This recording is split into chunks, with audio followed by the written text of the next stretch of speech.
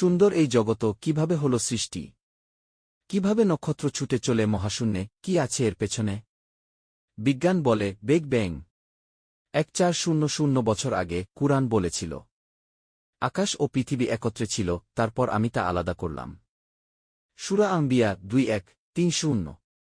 আকাশ কি প্রসারিত হচ্ছে? বিজ্ঞান বলছে, হ্যাঁ, গ্যালাক্সিগুলো দূরে সরে যাচ্ছে।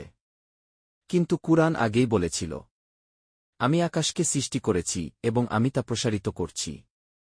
সূরা জারিয়াত 5:1-4-7। এই কি কাকতালীয় নাকি কোনো অলৌকিক বার্তা? নক্ষত্র, চাঁদ, সূর্য আল্লাহর নিদর্শন। তুমি কি কখনো দেখেছ আকাশের দিকে তাকিয়ে ভাবছ, কে এটি তৈরি করল? আল্লাহ বলেন, আমি তোমাদের নিদর্শন দেখাবো আকাশে আর তোমাদের নিজেদের মাঝে। সূরা ফুসসিলাত 4:1-5-3। প্রতিটি কণাতে রয়েছে এক প্রেরণা। প্রতিটি বিজ্ঞান কুরআনের ইঙ্গিত। আল্লাহ আমাদের সবাইকে সত্য জানার, বোঝার ও মানার তাওফিক দান করুন।